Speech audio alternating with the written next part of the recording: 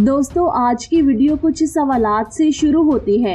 इस वक्त दज्जाल किस जजीरे में कैद है और वो चंद लोग जिन्होंने दज्जाल से मुलाकात की थी वो लोग इस जजीरे पर कैसे पहुँचे। क्या आज भी कुछ लोग दज्जाल से राब्ते में हैं और वो पुरस्रार जजीरा कहाँ है जहाँ दज्जाल कैद है और आज गूगल मैप में ये जजीरा दिखाई क्यों नहीं देता। इन तमाम सवालों के जवाब आप जानेंगे आज की इस वीडियो में, तो वीडियो को एंड तक जरूर देखिएगा। दज्जाल वो फितना है जिसके मुतालिक हजरत आदम अलैहिस्सलाम से लेकर हजरत मोहम्मद सल्लल्लाहु अलैहि वसल्लम तक तमाम पैगंबरों ने अपनी अपनी उम्मतों को आगाह किया। ये क़यामत का सबसे बदतरीन फितना करार दिया गया है। दज्जाल शैतानी कुव्वतों का हामिल होगा और दुनियावी ताकतों से माला माल होगा। इन ताकतों के जरिए वो दुनिया में तबाही मुसल्लत कर देगा। दज्जाल इस वक्त कहाँ है और किस हालत में है, इसके मुतालिक एक अजीबोगरीब रवायत का हदीस की किताबों में जिक्र किया गया है।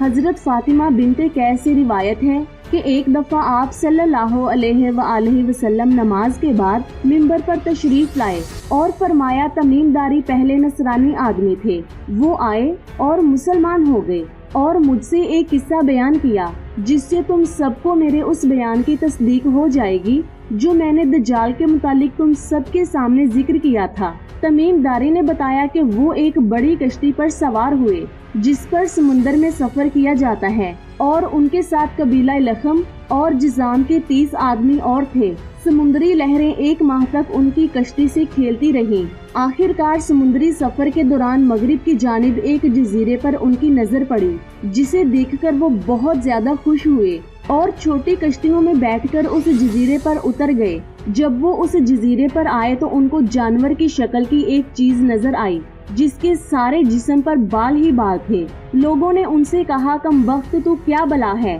वो बोला मैं दज्जाल का जसासा यानी जसूस हूँ। उस गिरजे में चलो, वहाँ एक शख्स है जिसको तुम्हारा बहुत इंतजार है। हम लपक कर उस गिरजे में पहुँचे तो हमने बड़ा कवि हैकल शख्स देखा कि उससे पहले हमने वैसा शख्स कभी भी नहीं देखा था। उसके हाथ गर्दन से मिलाकर और उसके पांव घुटनों से लेकर टखनों तक लोहे की जंजीरों में निहायत ही मजबूती से जकड़े हुए थे। हमने उससे कहा तेरा नास हो तो कौन है। वो बोला तुमको मेरा पता चल ही गया, अब तुम ही बताओ तुम लोग कौन हो। उन्होंने कहा हम अरब के बशिंदे हैं। हम एक बड़ी कश्ती में सफर कर रहे थे। समुंदर में तूफान आया और एक माह तक मुसलसल रहा।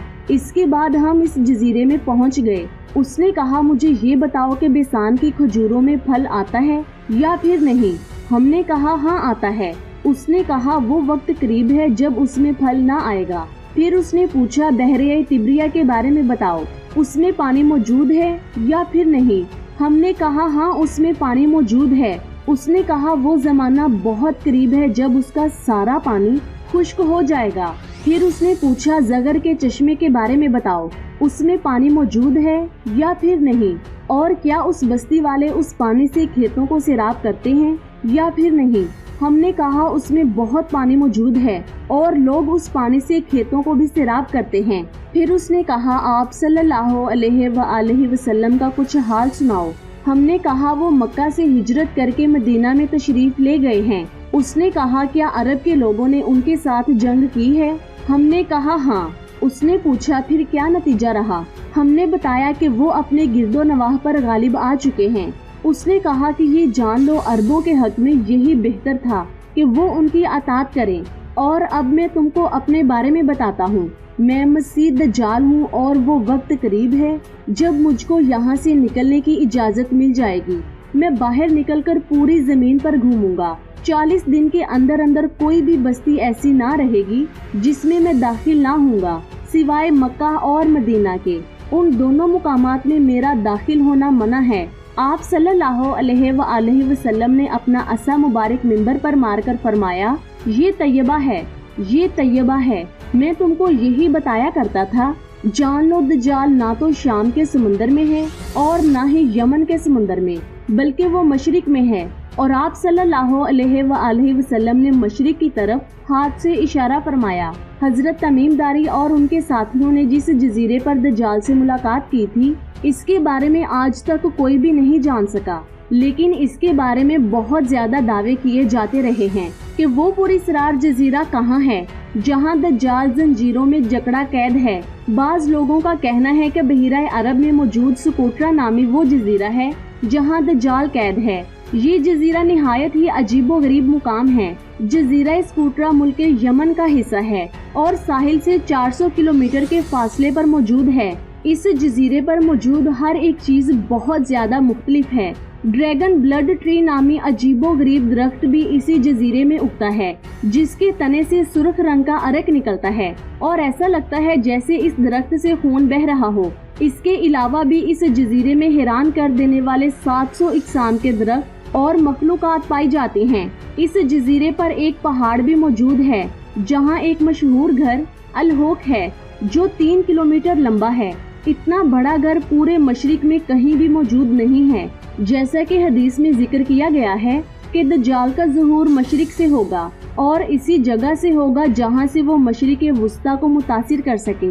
लिहाजा इन तमाम निशानियों की वजह से लोग इस जजीरे को दज्जाल का जजीरा करार देते हैं, जबकि कुछ लोग अटलांटिक ओशन में मौजूद बरमूदा ट्रायंगल को ही दज्जाल का जजीरा करार देते हैं। ये वो इलाका है जहां कैंपस काम नहीं करता, वहां जाने वाले जहाज और कश्तियां भी वापस नहीं आती और यहाँ पर बहुत ज्यादा हादसात भी हो चुके हैं। बरमूदा ट्रायंगल पर मैं ऑलरेडी वीडियो बना चुकी हूँ, अगर आपने वो नहीं देखी तो जल्दी से जाकर देखें, लिंक आपको नीचे डिस्क्रिप्शन में मिल जाएगा। बरमूदा ट्रायंगल में बहुत ज्यादा हादसात हो चुके हैं। इस इलाके में अक्सर समुद्री तूफान आते हैं और ऊंची ऊंची समुद्री लहरें चलती हैं। बरमूदा ट्रायंगल दरअसल किसी जजीरे का नाम नहीं है, ये एक त्रिकोण नुमा इलाका है जिसके अंदर 300 से ज्यादा गैर आबाद और सुनसान जजीरे मौजूद हैं जहां आज तक इंसान अपना कदम नहीं रख सके।